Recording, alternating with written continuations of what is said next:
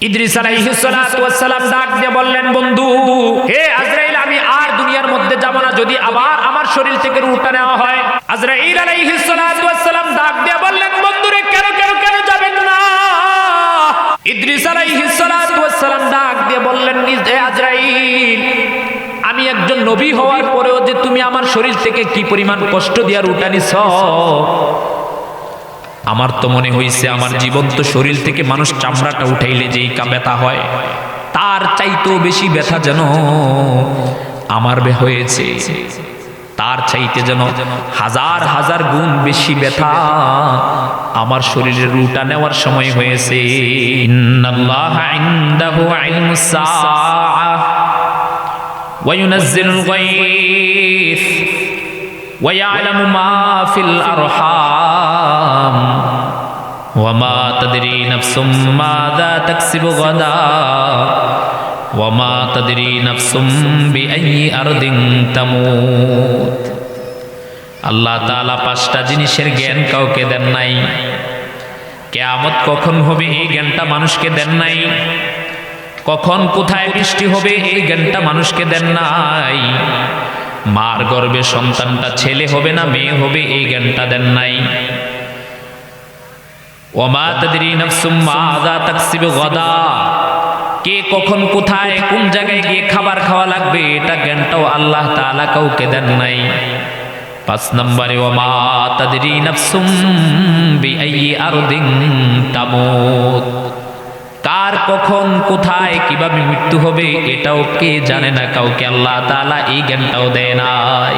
বিদেশ থেকে বাবা সন্তান বাবার কাছে ফোন দিছে, বাবাকে ফোন দিয়ে বলে, বাবা গো টিকিট কাটছি, ঈদের 2 দিন আগে বাড়িতে আসব। টিকিট কাটার জন্য রেডি হইয়া দেশের মধ্যে চইলা আসছে। ও বাবা যাওয়ার পথে দাওয়াতকান্দি ব্রিজের পাশে অ্যাক্সিডেন্ট হয়ে ছেলেটা মারা গেছে, বাবার চেহারা মার চেহারা দেখে নাই। এমন অনেক ইতিহাস আছে। এক গ্রামের একটা ঘটনা এমন হয়েছে, ঈদের আগের দিন পর্যন্ত সন্তান ঢাকা শহরে চাকরি করে মাকে বাবাকে একদিন আগে ফোন দিয়া বলতেছে, মা গো আমি চাঁদ রাত্রে আসবো, বাবা তুমি টেনশন করো না, তোমার জন্য আমি নতুন পাঞ্জাবি কিনে রাখছি। মাকে ডাক দিয়ে বলে, মা গো তোমার জন্য আমি নতুন কাপড় কিনে রাখছি গো মা। মা ঈদের দিন একসাথে আমরা ঈদ করব, এই বলে ঢাকা থেকে ঈদের আগের দিন রাত্রে রওনা দিয়েছেন। বাবা মোবাইল চালাইতে জানে না, বাবার ছেলের নাম্বারটাও সেভ করা এটা বোঝে না। গ্রামের অজপাড়া গ্রামের একটা মূর্খ মানুষ, রাত্রে 10টার বাজে মা বাবার ঘুম আসে না, কতক্ষণ ঘরের বাহিরে যায় কতক্ষণ ভিতরে আসে, আমার ছেলে আসতেছে। 10টার দিকে ফোন দিয়া বলতেছে, কাকা এই নাম্বারটার ছেলেটাকে। তো বাবা আমি তো বুঝি না রে বাবা, তুমি যেই নাম্বারটা আমার বলতেছো আমি তো নাম্বার চিনি না, আমি শুধু ফোন আইলে ধরতে জানি। লোকটা বলতেছে, বাবা আপনার গ্রামে এমন কেউ আসেনি যে বুঝে, তাকে একটা দেন। দৌড়াইয়া বাতিজার কাছে গিয়ে বলে, বাতিজারে ঘুম থেকে উঠকে যেন আমার মোবাইলে ফোন দিছে, কি যেন বলবে। বাতিজার হাতে মোবাইল দেওয়ার পরে লোকটা বলতেছে, ওই দিক থেকে বলতেছে, ভাই এই যে মোবাইলটার মালিক যে সে আপনার কি হয়? বলে যে আমার জ্যাঠাতো ভাই। ভাই একটু আগে আমরা রাস্তার মধ্যে তাকায় দেখি একটা গাড়ি অ্যাক্সিডেন্ট হয়ে লোকটা জমিন রাস্তার মধ্যে পড়ে আছে, আপনি দ্রুত আসেন, দ্রুত চিটাং রোড আসেন, সাইনবোর্ডের কাছাকাছি। বাবাকে বলে নাই, ছেলেটা দৌড়ে প্যান্ট শার্ট পরে ঢাকায় রওনা দিছে। বাতিজাকে বলে, বাতিজা কি রে কই যাস, কে ফোন দিল? ও কাকা আপনি বললেন না কাজ আছে। দৌড়ে ঢাকায় যখন যায় এলাকার 1-2জন করে খবর আইসা গেছে যে সন্তান মারা গেছে। মারা যাওয়ার পরে বাবা সাথে সাথে উঠানের মধ্যে বেহুশ হয়ে পড়ে যায়, মা ঘরের মধ্যে বেহুশ হয়ে পড়ে যায়। এমন ঘটনা আমাদের সমাজে হাজার হাজার ঘটতেছে, ঠিক কিনা? ভালো মানুষ ঘর থেকে বাইরে হয়েছে, আসার সময় খবর নিয়ে একটু পরে খবর নিছে যে মারা গেছে। কার মরণ কখন কোথায় হবে কেউ বলতে পারবে না। আইনামা তাকুনু ইউদরিকুমুল মাউত ওয়ালাউ কুনতুম ফি বুরুজিম মুশাইয়াদা। মৃত্যু থেকে পলায়ন করে যদি কেউ একটা দুর্গের মধ্যে পলায়, লোহার খাঁচার ঘরের মধ্যেও যদি গিয়া পলায়, অথবা কাচের ঘরেও যদি গিয়া লুকাইয়া থাকে, সেখানেও মানুষকে মৃত্যু ধরবে, ঠিক কিনা? মৃত্যু বাবা ওয়াজ তো অনেক শুনি, মনটা একটু বুঝানোর জন্য বলি, কথা চলে আসছে। ও বাবা, বনি ইসরায়েলের জমানায় একটা লোক 8-10 বছরের একটা বাচ্চা একটা মনিবের মালিকের গোলাম ছিল। মালিকটা ছিল মহিলা মালিক। ওই মালিকের গর্ভে একটা সন্তান হবে। মালিক ডাক দেয়া বলে, বাবারে যাও যাও যাও, পাহাড় থেকে গিয়ে লাকড়ি কেটে নিয়ে আসো। জন্মের পরে বাচ্চা ভূমিষ্ঠ হওয়ার পরে আগুনের ছাকা লইলে ভালো লাগে, ঠিক কিনা? লাকড়ি নিয়ে আসো, আগুন জ্বালাবো। ছেলেটা দৌড়ে ঘর থেকে বের হয়ে লাকড়ি আনার জন্য যায়। বাড়ি থেকে যখন বের হলেন, বের হওয়ার পরে একজন মুরব্বী মানুষ, খুব সুন্দর চেহারা, পাগড়ি পরা, জুব্বা পরা, ছেলেটাকে ডাক দেবে, কোথায় যাও কোথায় যাও? বলে, আমার মালিকের ঘরে না সন্তান হবে, লাকড়ি আনতে যাই। তুমি কত বড় বোকা, তুমি কি জানো তোমার মালিকের গর্ভে যে সন্তানটা হবে, এই মেয়েটা হবে বেশ্যা? বলি নাউজুবিল্লাহ। বেশ্যা মেয়ে হবে। এই মেয়েটা বড় হইলে 100 পুরুষের সাথে জিনা করবে। আর তুমি এমন একটা মেয়ের জন্য লাকড়ি আনতে যাও, তোমার কেমন কপাল খারাপ। ছেলেটা বলে, তাই নাকি? বলে, হ্যাঁ।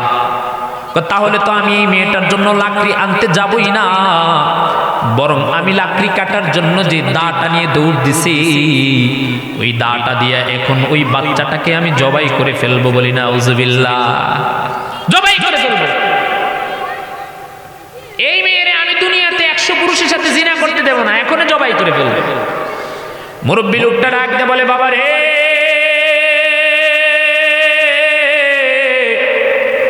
আল্লাহ তাআলা এই মেয়েটার মৃত্যু রাখছেন একটা মাকড়সার মাধ্যমে। তুমি যতই মেয়েটাকে আঘাত করো, যতই মেয়েটাকে মারার জন্য চেষ্টা করো, এই মেয়েটাকে কিন্তু মারতে পারবা না। ছোট মানুষ মুরব্বীর কথাটা বুঝে নাই, রাগের মাথায় ঘরের মধ্যে দৌড় দিয়ে গেলেন। ঘরে ঢুকি নাবালেগ নবজাতক বাচ্চাটার পেটের মধ্যে একটা কূপ মেরে ফেললেন। কূপ দেওয়ার সাথে সাথে পেটের ভিতর থেকে নারী বিড়িগুলা বের হয়ে আসলো। আসার পরে মহিলাটা চিল্লা পাল্লা শুরু করে দিল, তোমরা কে কোথায় আছো, কে কোথায় আছো? এই যে আমার গোলাম, আমার নাবালেকে ছোট্ট বাচ্চাটাকে মেরে ফেলেছে, তোমরা তাড়াতাড়ি আসো।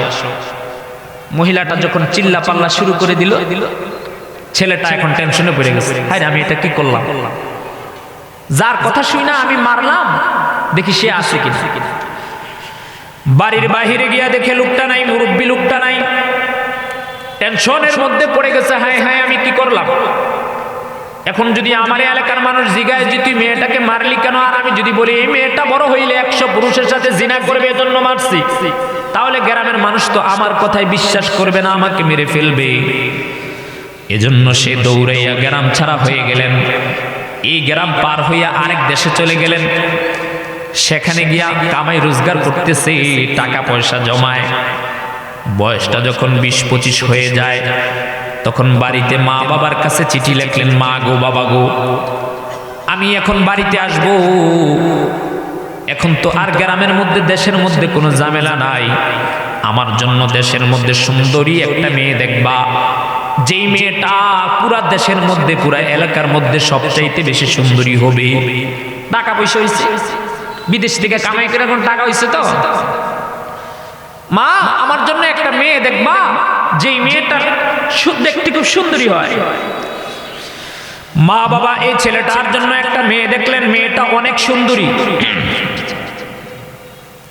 অনেক সুন্দরী, পুরা গ্রাম চুক্তি একটা মেয়ে। ছেলেটা দেশে আসার পরে ওই সুন্দরী মেয়েটাকে বিয়ে করলো। বিয়ে করার পরে যখন বাসর রাত্রে যায়, বাসর রাত্রে যাওয়ার পরে স্বামী স্ত্রী যখন মিলন করতে যায়, তখন মেয়েটার পেটের মধ্যে তাকায়া দেখে একটা দাগ দেখা যায়, কাটা দাগ। সুবহানাল্লাহ বলবেন না? আপনাকে আমার কথা বুঝেন? কাকা একটু অসুস্থ মানুষ, আপনাদেরকে তো 2-3 বছর ওয়াজ করে শোনাইছি, আজকে মনে এত ভালো করে পারবো না। কথা কোন দিকে ছিল, আলোচ্য বিষয় এটা না, ওই যে মৃত্যুর কথা মনে পড়ছে, দুই চারটা কথা বলি আর কি আপনাদেরকে বোঝানোর জন্য। ছেলেটা যখন মেয়েটার সাথে একত্রিত হয়, মেয়েটার পেটের দিকে তাকায় দেখে একটা কাটা দাগ দেখা যায়। ছেলেটা তার স্ত্রীকে ডাক দেয়া বলে, বিবি গো, এই যে তোমার পেটের মধ্যে যে কাটা দাগটা দেখা যায় এটা কিসের? মেয়েটা ডাক দেয়া বলল, স্বামী গো, আমার নাকি ছোটবেলায় আমাদের ঘরে একটা গোলাম ছিল, গোলাম, আমার মার একটা গোলাম ছিল। আমি যেদিন জন্মগ্রহণ করেছি সেদিন নাকি আমার ওই গোলাম, আমার মার গোলাম আমার পেটের মধ্যে কোপ দিয়েছেন। আমার মা আমার ওই পেটের মধ্যে সেলাই করে নারী বুড়িগুলা পেটের মধ্যে দিয়া এভাবে ধইরা রাখছেন, আর আমি আল্লাহ তাআলার উসিলায় বেঁচে গেছি। সুবহানাল্লাহ। ছেলেটা বলে, আরে আমি কাপটা তো আমি করছি। বিবি তুমি যদি কিছু না মনে করো আমি একটা কথা বলবো। বলে কি? বিবি গো, তোমার ছোটবেলায় তোমাদের ঘরের যে গোলামটা তোমার পেটের মধ্যে কোপ মেরেছে এটা তো দুনিয়ার অন্য কোনো ছেলে না, এটা হলাম আমি। সুবহানাল্লাহ। ও বিবি, তুমি আমার সাথে একটা সত্য কথা বলবানি? বলো। বলে কি? ও বিবি, তুমি জানো নি আমি তোমাকে কেন কোপ মেরেছি? বলে কেন? আগে বলো তুমি আমার সাথে একটা সত্য কথা বলবা কিনা? বলে কি? বলেন। বিবি গো, আমি সেদিন যখন তোমার জন্য আমি লাকড়ি আনতে যাই তখন একজন আল্লাহর ওলি আমাকে ডাক দিয়ে বলে, বাবা কোথায় যাও? আমি বললাম লাকড়ি আনতে যাই। বলে যে তুমি যার জন্য লাকড়ি আনতে যাইবা সে তো একটা বেশ্যা মেয়ে হবে, আর বেশ্যা মেয়ের জন্য তুমি লাকড়ি আইনা দিবা, এটা কিভাবে হয়? তখন আমি তোমাকে রাগের মাথায় গিয়া কোপ মারছি। এখন তুমি বলো, তুমি কি 100 পুরুষের সাথে জিনা করছে কিনা?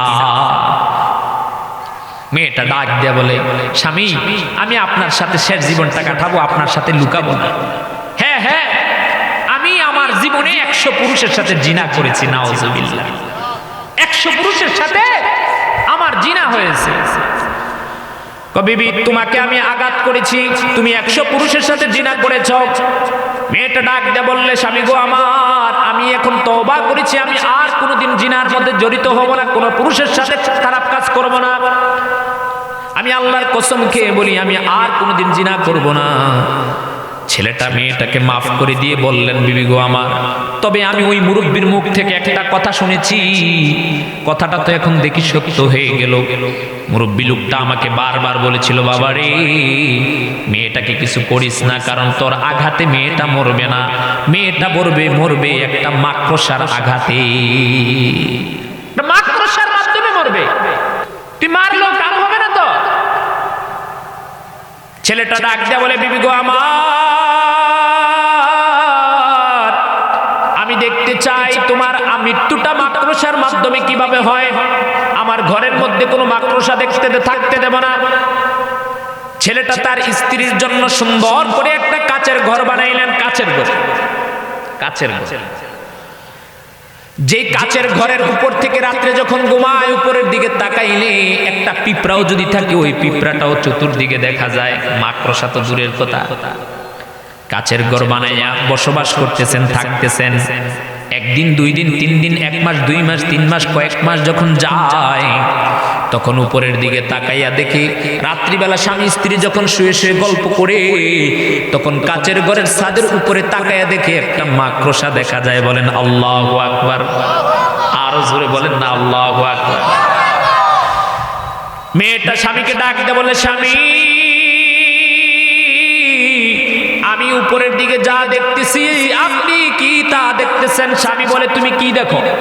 স্বামী গো আমার, তাকায় দেখেন ওই যে আমাদের কাচের গ্লাসের উপরে একটা মাকড়সা দেখা যায়, আমার বুঝি এই মাকড়সার মাধ্যমে কি আমার মৃত্যু হবে?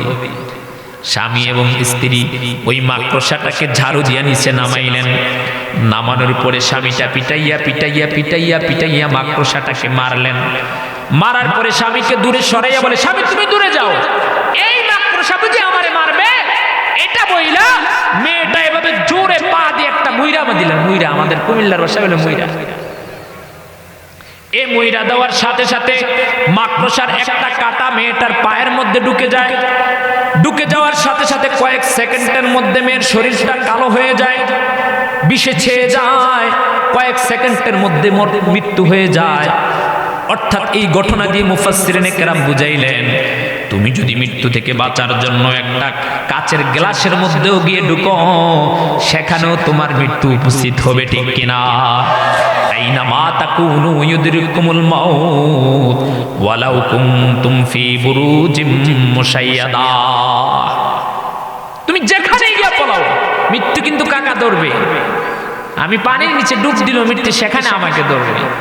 পাহাড়ের ভিতরে গর্ত করে লুকিয়ে থাকলে সেখানেও মৃত্যু আমাকে ধরবে। মৃত্যু কিন্তু ছাড় দিবেন না। তবে বাবা, মৃত্যুটা কিন্তু দুই ধরনের হয়। কয় ধরনের বলেন? দুই ধরনের। একটা হলো আরামদায়ক মৃত্যু, আরেকটা হলো কষ্টদায়ক মৃত্যু। বলতে পারেন যে বাবা, আরামদায়ক মৃত্যুটা কেমন হয়? আল্লাহর ফেরেশতা আজরাইল আলাইহিস সালাতু ওয়াস সালাম যারা রূহ কবজ করেন, ফেরেশতারা আসে।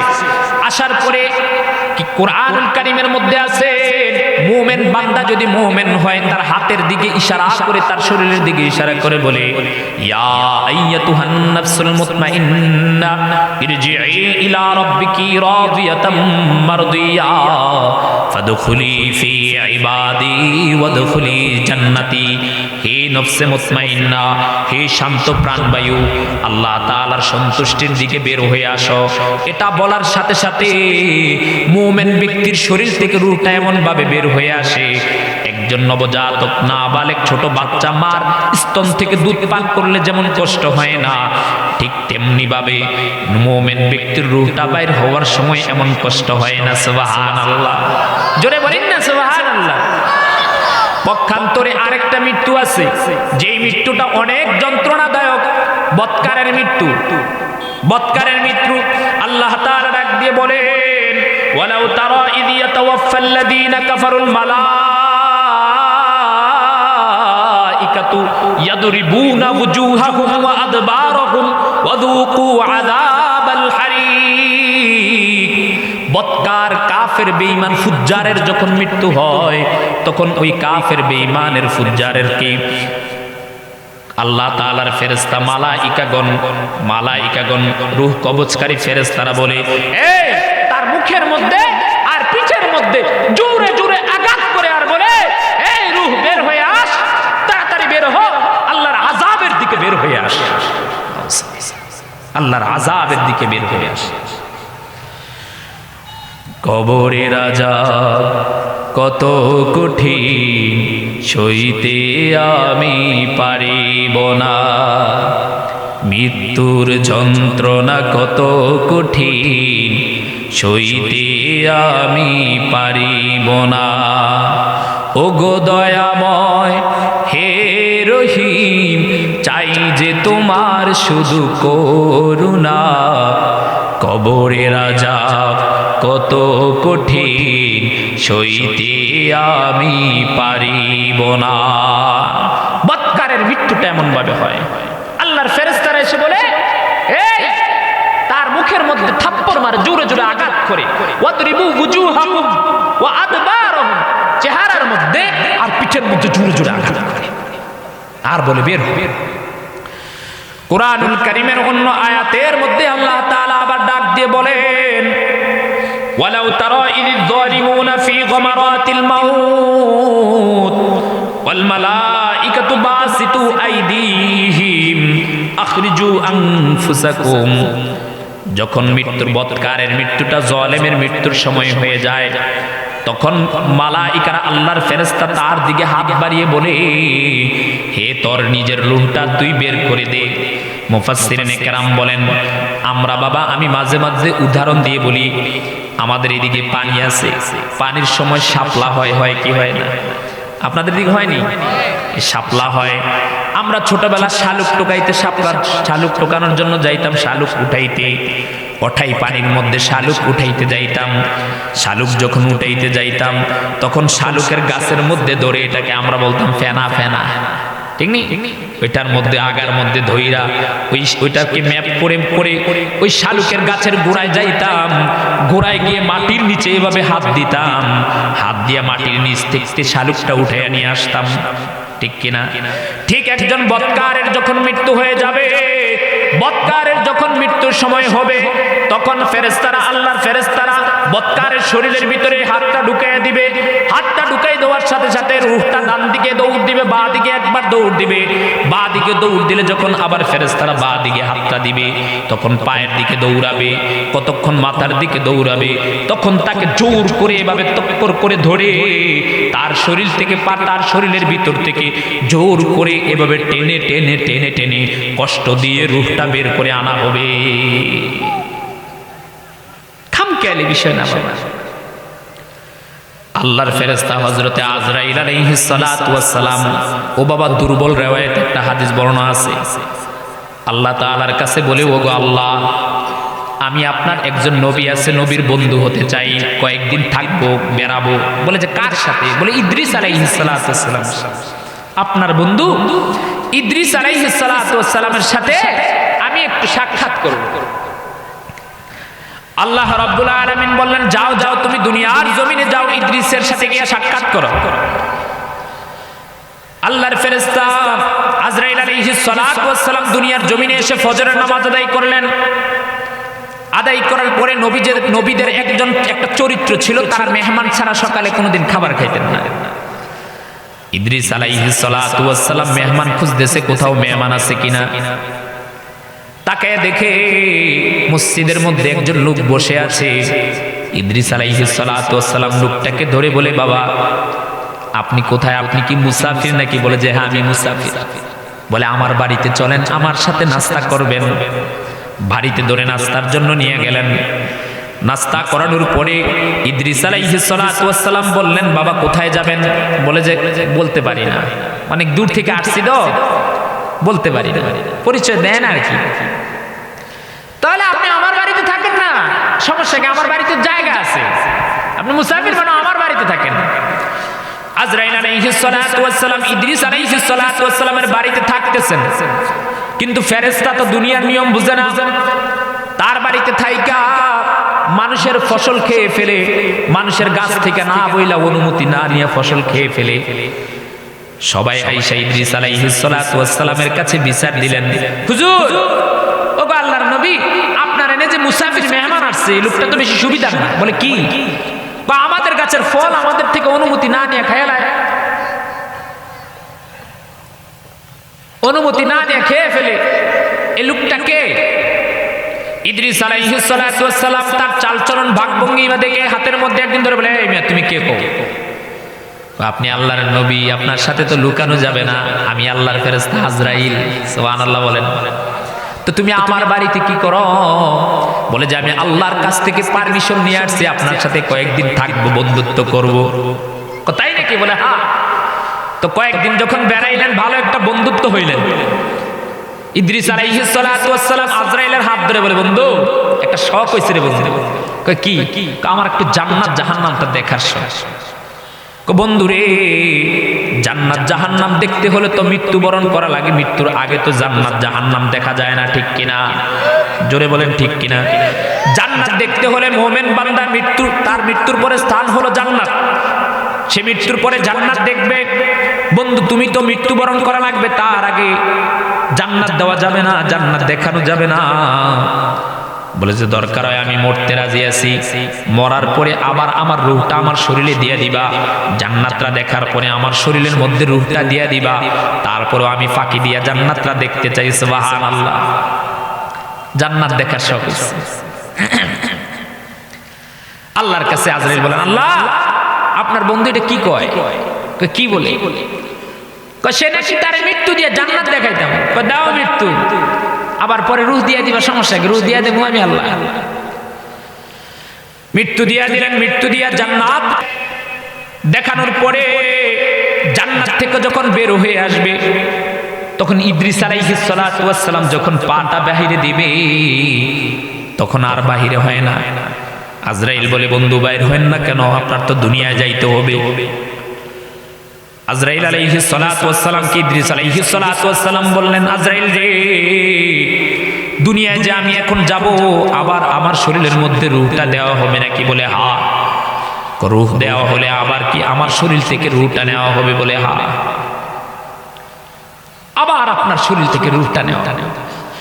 ইদ্রিস আলাইহিস সালাতু ওয়াস সালাম ডাক দিয়ে বললেন, বন্ধু হে আজরাইল, আমি আর দুনিয়ার মধ্যে যাব না যদি আবার আমার শরীর থেকে রূহটা নেওয়া হয়। আজরাইল আলাইহিস সালাতু ওয়াস সালাম ডাক দিয়ে বললেন, বন্ধুরে কেন কেন কেন যাবেন না? ইদ্রিস আলাইহিস সালাতু ওয়াস সালাম ডাক দিয়ে বললেন, হে আজরাইল, আমি একজন নবী হওয়ার পরেও যে তুমি আমার শরীর থেকে কি পরিমাণ কষ্ট দিয়া রূহটা নিছ, আমার তো মনে হইছে আমার জীবন্ত শরীর থেকে মানুষ চামড়াটা উঠাইলে যেই ব্যথা হয়, তার চাইতেও বেশি ব্যথা যেন আমার হয়েছে, তার চাইতে যেন হাজার হাজার গুণ বেশি ব্যথা আমার শরীরের রূহটা নেওয়ার সময় হয়েছে। জাহান্নামের আগুন মাবুদ আমি সইতে পারবো না,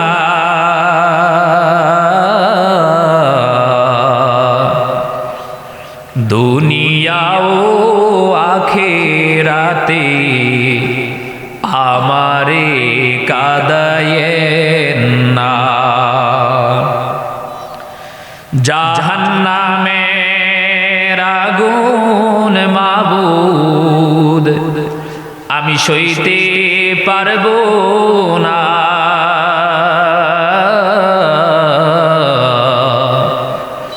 দুনিয়া ও আখিরাতে আমারে কাঁদায়েন না। আজরাইল যেদিন ধরা দিবে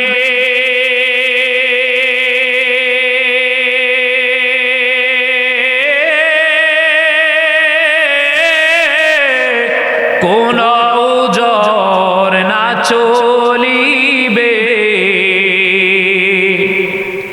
হরে প্রাণ পাখি উড়ে যাবে, প্রাণ পাখি উড়ে যাবে, রাখতে পারবে না, দুনিয়া ও আখিরাতে আমারে কাঁদায়েন না। এত কষ্ট মৃত্যু, এত কষ্ট। ও বাবা, আর একটা মৃত্যু আছে যে মৃত্যুর কোনো কষ্ট নাই। বলবো নাকি? আপনার কি কষ্ট হইতেছে? ও বাবা, আর একটা মৃত্যু আছে যেই মৃত্যুর কোনো কষ্ট নাই। বলতে পারেন যে বাবা কোন মৃত্যু? আল্লাহ তাআলার হাবিব সাল্লাল্লাহু আলাইহি ওয়াসাল্লাম ডাক দিয়ে বলেন, আশ-শুহাদাউ খামসুন ক্বালা আশ-শাহীদু লা তাজিদু মাসাল কতলি ইল্লা কামা ইয়াজিদু আহাদুকুমুল কারসাতা।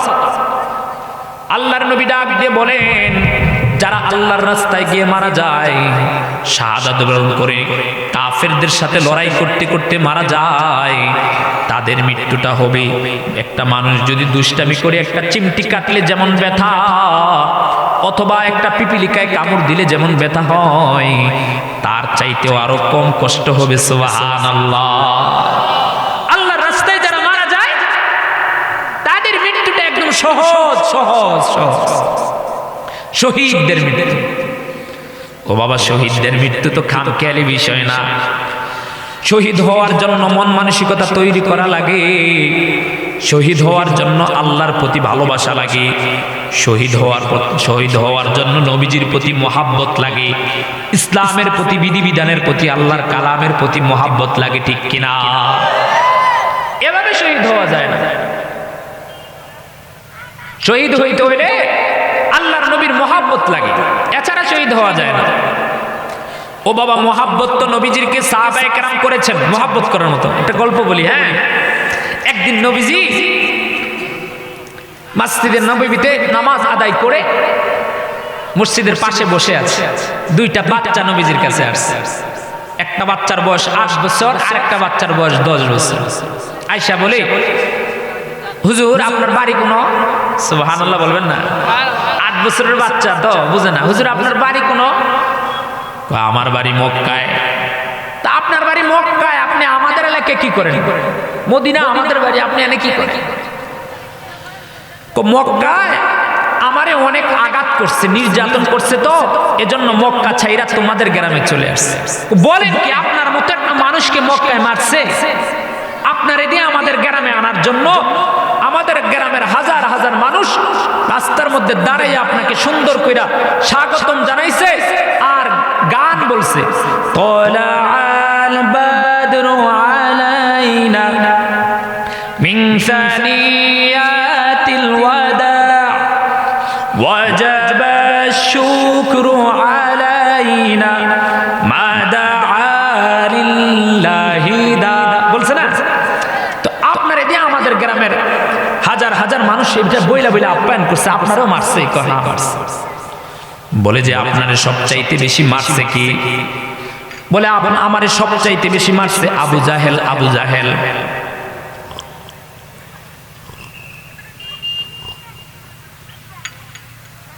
বলে আমাকে সবচাইতে বেশি আঘাত করেছেন আবু জাহেল। আবু জাহেল বলে হ্যাঁ, আবু জাহেল আমাকে বেশি আঘাত করেছেন। এই দুইটা বাচ্চা নবীজির সামনে দাঁড়ায় বলে, ইয়া রাসূলুল্লাহ, ইয়া হাবিবাল্লাহ, যদি কোনোদিন আবু জাহেলের সাথে দেখা হয়, আবু জাহেলের সাথে লড়াই হয়, তাহলে আপনি আমাদের দুই ভাইকে বলবেন আমরা দুই ভাই আবু জাহেলকে মারবো। বলেন সুবহানাল্লাহ। আরেকটু জোরে বলেন না সুবহানাল্লাহ। 8 বছরের বাচ্চা আর 10 বছরের বাচ্চা দুই ভাই বলে আবু জাহেল রে আমরা মারবো।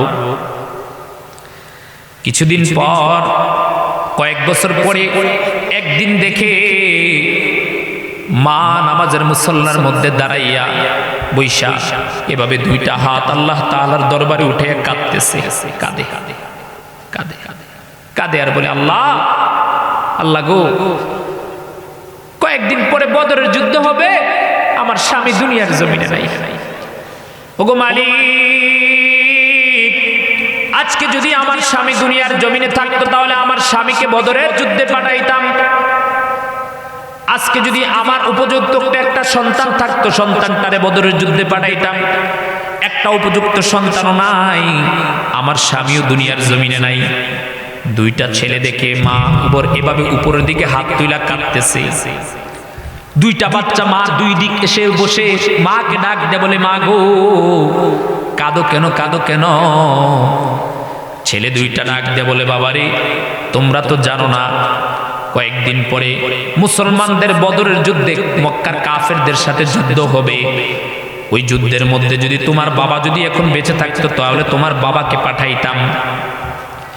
তোমার বাবা বেঁচে নাই, এজন্য দুঃখে কাঁদি, কাকে আজকে আমি যুদ্ধের ময়দানে পাঠাবো?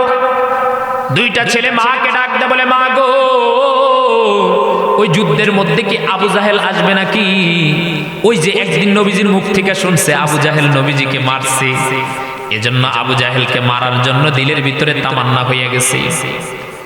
ছেলে দুইটা মা ডাক দে বলে, হা হা হা, এই যুদ্ধটা আবু জাহেলের সাথে যুদ্ধ।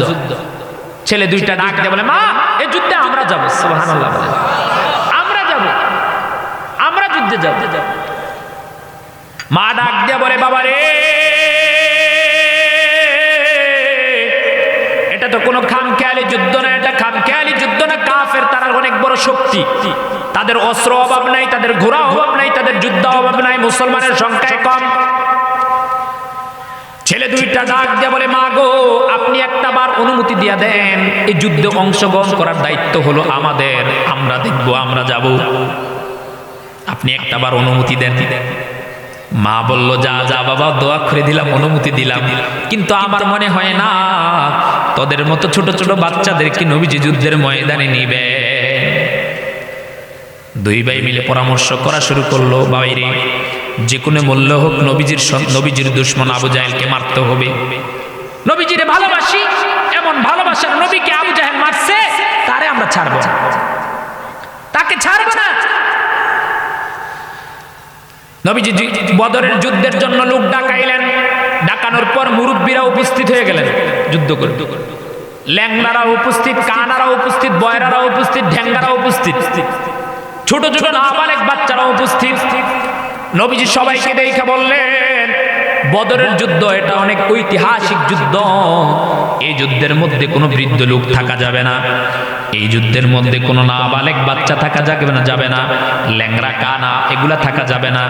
শক্তিশালী তাগড়া নওজোয়ান থাকা লাগবে, যারা বদরের যুদ্ধে তরবারি চালাইতে জানে, ঘোড়া চালাইতে জানে। দুইটা ছেলের চোখ দিয়া ঝরঝর করে পানি বাইরে হইয়া লাগে। বড় ভাই ছোট ভাইকে ডাক দিয়ে বলে, বাইরে মনে হয় আমাদের মতো ছোট মানুষকে নবীজি নিবে না। ছোট ভাই ডাক দিয়ে বলে, ভাই টেনশন কইরেন না, টেনশন কইরেন না, আমরাও মুসলমানদের সাথে এভাবে কাতারে গিয়া দাঁড়াবো, কিন্তু শর্ত হইল আমরা এভাবে পায়ের আঙ্গুলের উপর ভর দিয়া উঁচা হইয়া দাঁড়াবো, যেন আমাদেরকে লম্বা দেখা যায়। সুবহানাল্লাহ, জোরে বলেন না সুবহানাল্লাহ। আমাদেরকে যেন লম্বা লম্বা দেখা যায়, উঁচা দেখা যায়, এভাবে লম্বা হইয়া দাঁড়াবো। বদরের যুদ্ধের সিরিয়ালে এভাবে দাঁড়িয়ে গেলেন। দাঁড়াই যাওয়ার পরে নবীজি একজন একজন করে বাছাই কইরা কইরা যুদ্ধের ময়দানে লোক নিতেছে। কতক্ষণ পরে গিয়া দেখে বড় ভাই একটা ছেলে, 10 বছরের বড় ভাইটা, সে আঙ্গুলের উপরে এভাবে ভর দিয়া উপরের দিকে এভাবে দাঁড়ায় রয়েছে। নবীজি তার দিকে তাকাইয়া মুস্কি হাসি দিলেন যে, বাবা তুমি এভাবে দাঁড়ায় রয়েছে কেন? ইয়া রাসূলুল্লাহ, ইয়া হাবিবাল্লাহ, আমি বদরের যুদ্ধে যাব, আবু জাহেল রে মারব। নবীজি বললেন, তাহলে তুমি এভাবে উঁচা হইয়া দাঁড়াইছো কেন? ছেলেটা ডাক দিয়ে বললেন, ইয়া রাসূলুল্লাহ, ইয়া হাবিবাল্লাহ, আপনি তো ছোট বাচ্চাদেরকে নেন না, খাটো যারা তাদেরকে নেন না, আমাকে যেন উঁচা দেখা যায়, লম্বা দেখা যায়, এজন্য আমি উঁচা হইয়া লম্বা হইয়া দাঁড়াই আছি। সুবহানাল্লাহ, লম্বা হইয়া দাঁড়াই রইছি। তুমি তো পারবা না। কই ইয়া রাসূলুল্লাহ, একবার নিয়ে দেখেন, আপনার দুশমন আবু জাহেলকে আমরা ছাড়বো না। নবীজি তার কথায় সন্তুষ্ট হইয়া বলল, বাবা চলো আমার সাথে যুদ্ধে চলো। তাকে নিলেন। একটু পরে ভাইয়ের দেখা দেখি ছোট ভাইটাও এভাবে উঁচু হয়ে দাঁড়ায় রয়েছে। নবীজি ডাক দিয়ে বললেন, তুমি এভাবে দাঁড়ায় রয়েছে কেন? কইছে বড় ভাইরে যে এভাবে দাঁড়ায় থাকতেছে নিছেন, এই জন্য আমি এভাবে দাঁড়ায় রয়েছি। সুবহানাল্লাহ, সুবহানাল্লাহ বলেন না। নবীজি ডাক দিয়ে বললেন, তোমার বড় ভাই তো তোমার চাইতে বয়সও বেশি, উঁচা লম্বায় বড়, তাকে যুদ্ধে নেওয়া যাবে কিন্তু তোমাকে নেওয়া যাবে না। ছোট বাচ্চাটা ডাক দিয়ে বলল, হুজুর আমার বড় ভাই দেখতে যদি আমার চেয়ে উঁচা লম্বা হয়, বয়সে 2 বছরের বেশি হইল, কিন্তু শক্তির দিক দিয়ে আমার চাইতে কম। সুবহানাল্লাহ, শক্তিতে আমার চাইতে কম, তো শক্তি কম। নবীজি বলেন, তাই নাকি? বলে হ্যাঁ। আপনার বিশ্বাস না হইলে আমার ভাইয়ের সাথে আমার একটা কুস্তি লাগাই দেখেন, কুস্তি লাগাই দেখেন। মোহাব্বত কাকে বলে একটু দেখেন বাবা, যে আমার ভাইয়ের সাথে আমাকে একটা কুস্তি লাগাই দেখেন। নবী করিম সাল্লাল্লাহু আলাইহি ওয়াসাল্লাম ছোট ভাইয়ের চেহারার দিকে তাকায় মুচকি মুচকি হাসে আর বলে, বাবা তুমি কি তোমার বড় ভাইয়ের সাথে কুস্তিতে পারবা? বলে হ্যাঁ হ্যাঁ অবশ্যই লাগাই দেখেন। আমি যদি আমার ভাইয়ের সাথে কুস্তিতে না পারি, তাহলে আমাকে যুদ্ধে নেওয়ার দরকার নাই। নবীজি বলল, আচ্ছা ঠিক আছে। 2 ভাইয়ের মধ্যে কুস্তি লাগাইলেন। কুস্তির নিয়মটা হলো, যে যার পিঠ লাগাইতে পারবে, পিঠটা জমিনে লাগাইবে, সে জিতে গেছে। এবার 2 ভাই কাপড় খুললেন। কাপড় খোলার পরে নবীজি জমিনের মধ্যে দাঁড় করাইলেন। এক ভাই আরেক ভাইকে জড়াইয়া ধরছে। জড়াইয়া ধইরা ছোট ভাই চোখের পানি ফালায় আর কাঁদে আর বলে, বাইরে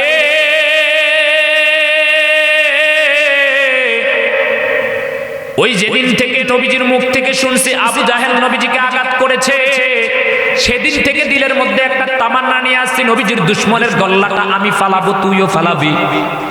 ভাই আজকে ইন্টারভিউতে তুই ফাঁস করছো, তো আমি ফেল করেছি। অনেক কৌশলে নবীজিকে বলেছি আমি তোর সাথে শক্তি বেশি। ভাই তুই তোর ইন্টারভিউতে টিকেই গেছ, আর তুমি তো ভালো করেই জানো আমি তোমার সাথে লড়াই করে পারবো না। তোমার হাতে ধরে বলি, আমি যখন তোমাকে জড়াইয়া ধরবো, তখন তুমি একটু জোর কইরো না, জোর কইরো না, শক্ত হইয়া থাইকো না। জোর কইরো না, জোর করে শক্ত হইয়া থাইকো না, নরম হইয়া থাইকো। বড় ভাই বলল, ভাই টেনশন করিস না, বদরের যুদ্ধে ইনশাআল্লাহ 2 ভাই একসাথে যাব। এবার দুই ভাইয়ের মধ্যে যুদ্ধ লাগাই দিলেন। বড় ভাই ছোট ভাই, ছোট ভাই বড় ভাইয়ের গলার মধ্যে চাপ দিয়া ধরার সাথে সাথে ছোট বড় ভাই এবার কাত হয়ে বেড়ে গেলেন। সুবহানাল্লাহ। পুরা মদিনার অলি গলিতে ডাক উঠা যায়, 8 বছরের বাচ্চা আর 10 বছরের বাচ্চা জিহাদের ময়দানে বদরের মতো, বদরের যুদ্ধের মতো একটা বড় যুদ্ধের মধ্যে অংশগ্রহণ করবে। সবার মধ্যে আলাপ আলোচনা চলে আসে। নবীজি এই ছোট ছোট বাচ্চাদেরকে সহ 313 জন নিয়ে মদিনা মক্কার দিকে রওনা দেয়, বদরের প্রান্তরে রওনা দেয়। কাফেরদের সংখ্যা হাজারের চাইতেও বেশি, মুসলমানদের সংখ্যা মাত্র 313 জন। মাত্র আটটা তরবারি আর 2টা ঘোড়া নিয়া, সাথে 2 জন বাচ্চা সহ বদরের ময়দানে যখন গেলেন, কাফেরদের অস্ত্র শস্ত্র অভাব নাই। নবীজি আল্লাহ তাআলার দরবারে 2টা হাত বাড়াইয়া দিলেন, আল্লাহ মালিক, এই যে আমার এই বাচ্চাদেরকে দেখতেছেন, এরা হলো আমাদের শেষ সম্বল। দুনিয়ার জমিনের মধ্যে এই মানুষগুলো যদি আজকে বদরের যুদ্ধে ইন্তেকাল করে শাহাদাত বরণ করে, তাহলে ইসলামের লেশ মাত্র দুনিয়ার জমিনে থাকবে না। ওগো আল্লাহ, আপনার সাহায্য চাই। আল্লাহ তাআলা ফেরেশতাদেরকে জিবরাইলকে ডাক দিয়ে বলেন, জিবরাইল রে তুমি কোথায়? জিবরাইল ডাক দিয়ে বলে, ইয়া রাসূলুল্লাহ, আমি হাজির। জিবরাইল তুমি কি দেখো না আমার বন্ধু 313 জন নিয়ে হাজারের চাইতে বেশি অস্ত্র শস্ত্রওয়ালা কাফেরদের সাথে লড়াই করার জন্য বদরের যুদ্ধে দাঁড়িয়ে আছে। যাও যাও যাও, আমার ফেরেশতাদেরকে নিয়ে তুমি বদরের যুদ্ধে যাও, কাফেরদের সাথে গিয়ে লড়াই করা শুরু করে দাও। আল্লাহু আকবার। জিবরাইল আলাইহিস সালাতু ওয়াস সালাম দুনিয়ার জমিনে আসলেন। এবার ছোট ভাই যুদ্ধের ময়দানে নামে না, অপেক্ষায় আছে। আবু জাহেল কই? আব্দুর রহমান ইবনে আউফ রাদিয়াল্লাহু তাআলা আনহুর কাছে গিয়ে বলে, কাকা এই যে কাফেরগুলো আছে এর মধ্যে আবু জাহেল কোনটা? সুবহানাল্লাহ বলেন, আবু জাহেল কোনটা? আব্দুর রহমান ইবনে আউফ ডাক দিয়ে বলে, ওই যে গোড়ার মধ্যে উঁচা লম্বা লোকটা দেখা যায়, এটা হলো আবু জাহেল। বড় ভাই ছোট ভাই 2টা তরবারি নিয়ে আবু জাহেলের দিকে দৌড়ানো শুরু করে দিলেন। আবু জাহেলের গোড়ার কাছে গিয়া তরবারিটা নিয়ে আবু জাহেলের কল্লার মধ্যে এভাবে নাড়াচাড়া করে, কিন্তু ছোট বাচ্চা গোড়ার উপরে আবু জাহেল, কল্লা তো আর নাগাদ পায় না। বড় ভাই ছোট ভাইকে ডাক দিয়ে বলে, ভাই রে এভাবে তো তাকাইয়া আবু জাহেল আমাদের দিকে হাসতেছে, আমরা আবু জাহেলের কল্লাটা ফালানোর জন্য যে তরবারিটা ঘুরাই, আবু জাহেল হাসে। ছোট ভাই বড় ভাইকে ডাক দিয়ে বলে, ভাই আবু জাহেলের কল্লাটা এভাবে নাগান পাওয়া যাবে না, বরং ঘোড়ার পা গুলা কাইটা দে। সুবহানাল্লাহ। ঘোড়ার পা গুলা কাইটা দিলেন। কাইটা দেওয়ার সাথে সাথে আবু জাহেলের কল্লাটা নিচে নেমে যায়। নিচে নামার সাথে সাথে 2 ভাই 2 দিক থেকে এসে আবু জাহেলের কল্লার মধ্যে কোপ মারে। কোপ মারার সাথে সাথে দূর থেকে দৌড়ে এসে আব্দুল্লাহ ইবনে মাসউদ রাদিয়াল্লাহু তাআলা আনহু এসে আবু জাহেলের বুকের মধ্যে বসে কল্লাটার মধ্যে বুকের মধ্যে এভাবে ছুরি ঢুকিয়ে দেয়। সুবহানাল্লাহ। আলহামদুলিল্লাহ বলেন। নারে তাকবীর, নারে তাকবীর। প্রধান অতিথির আগমন রসুলপুরবাসীর পক্ষ থেকে, এলাকাবাসীর পক্ষ থেকে, মুরব্বীদের পক্ষ থেকে নারে তাকবীর। আলহামদুলিল্লাহ বলেন। আমার কতক্ষণ? হ্যাঁ হ্যাঁ,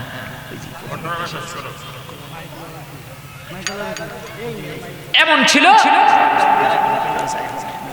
নবীজি। যারা দূরে আছেন তারা চলে আসেন।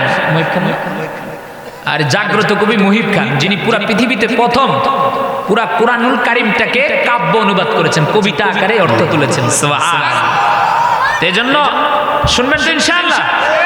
লাস্ট একটা নবীজির প্রতি আলোচনাতে ঢুকতেই পারলাম না, মনে করছি যে সময় টময় আসবে, কারণ গত বছর তো আমার 3 ঘন্টা করাইছে।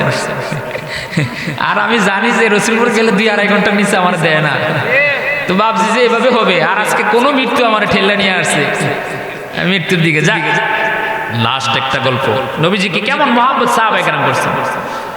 পারস্যের সাথে নবীজির যুদ্ধ। নবীজি ঘোষণা করে দিলেন, এই মদিনার কার ঘরে কি আছে নিয়ে আসো। কথার সামনের দিকে আগাবো না। মদিনার কার ঘরে কি আছে নিয়ে আসো। সাহাবায়ে কেরাম সবার ঘর থেকে যার যেটা আছে সম্বল সব নিয়ে উপস্থিত। একজন মহিলা প্রত্যেক মাসে মাসে নবীজির কাছ থেকে কিছু খাবার দিত, টাকা দিত, এটা নিয়ে খাইতো, এটা দিয়ে চলতো। তো ওই মহিলাটা যেদিন নবীজি পারস্যের সাথে যুদ্ধের জন্য সামানা একত্রিত করতেছেন, যুদ্ধ একত্রিত করতেছেন, কালেকশন করতেছেন, টাকা পয়সা কালেকশন করেন, ওই দিন ওই মহিলাটা তার একটা দুধের বাচ্চা নিয়ে, 4-5 মাসের একটা বাচ্চা নিয়ে নবীজির মসজিদে নববীর দিকে রওনা করা শুরু করে দিয়েছেন। আর রাস্তার মধ্যে মুসলমানদের যাকে দেখা হয় সাহাবায়ে কেরামদেরকে ডাক দিয়ে বলে, এই নবীজি কোথায়, নবীজিকে কোথায় গেলে পাবো? কয় বোন তুমি আজকে নবীজির কাছে যাইও না, আজকে নবীজি খুব ব্যস্ত আছে। মহিলাটা ডাক দিয়ে বলে, না না না, আমি আজকে নবীজির সাথে যাব, নবীজির কাছে গিয়ে দেখা করব। মহিলাটা দৌড়ে নবীজির কাছে গেলেন। নবীজির কাছে যাওয়ার পরে নবীজি গিয়া দেখেন শত শত মানুষ নবীজিকে গ্রাও করে রাখছেন। নবীজি যারা যুদ্ধ করবেন যোদ্ধাদেরকে কালেকশন করতেছেন, টাকা পয়সা কালেকশন করতেছেন, টাকা পয়সা কালেকশন করেন। নবী করিম সাল্লাল্লাহু আলাইহি ওয়াসাল্লামকে দূর থেকে মহিলাটা ডাক দিয়ে বলেন, ইয়া রাসূলুল্লাহ, ইয়া হাবিবাল্লাহ, নবীজি আমার, আপনার সাথে একটা কথা আছে, কথা আছে। নবীজি কাছাকাছি আসলেন, আসার পরে মহিলাটাকে ডাক দিয়ে বললেন, মা গো, কি কথা বলেন, কি বলবেন বলেন। মহিলাটা ডাক দিয়ে বললেন, ইয়া রাসূলুল্লাহ, ইয়া হাবিবাল্লাহ, ও আল্লাহর নবী, শুনলাম পারস্যের সাথে যুদ্ধ করার জন্য আপনি নাকি টাকা কালেকশন করতেছেন, তরবারি কালেকশন করতেছেন, যোদ্ধা কালেকশন করতেছেন। ওগো আল্লাহর নবী, আমার ঘরে তো কোনো টাকাও নাই, প্রত্যেক মাসে আপনার কাছ থেকে ধার দক্ষিণা নিয়ে আমি আমার পরিবারটা চালাই, আমার এই বাচ্চাটা নাকি এনে চলি। নবী গো, আমি আপনাকে দেওয়ার মতো কিছু নাই, তবে নবী আমি আপনার জন্য একটা জিনিস নিয়ে আসছি, হাদিয়া নিয়ে আসছি, এটা আপনি গ্রহণ করা লাগবে। নবীজি বলেন, কি নিয়ে আসছো?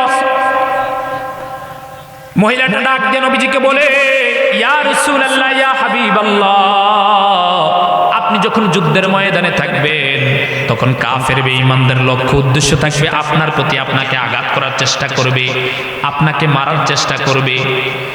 এজন্য আপনি আমার এই যে 5 মাসের 6 মাসের ছোট বাচ্চাটা আছে, আমি আমার এই বাচ্চাটাকে আপনার কাছে দিলাম।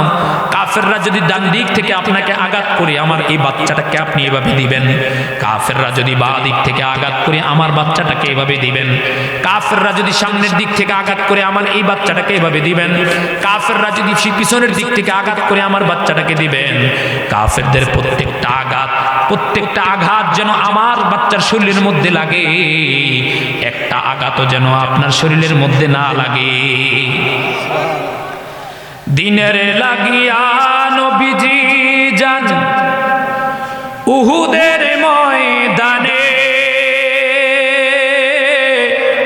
চতুর্দিকে ঘিরে ফেললো তারে দুষ্ট কাফের গণে।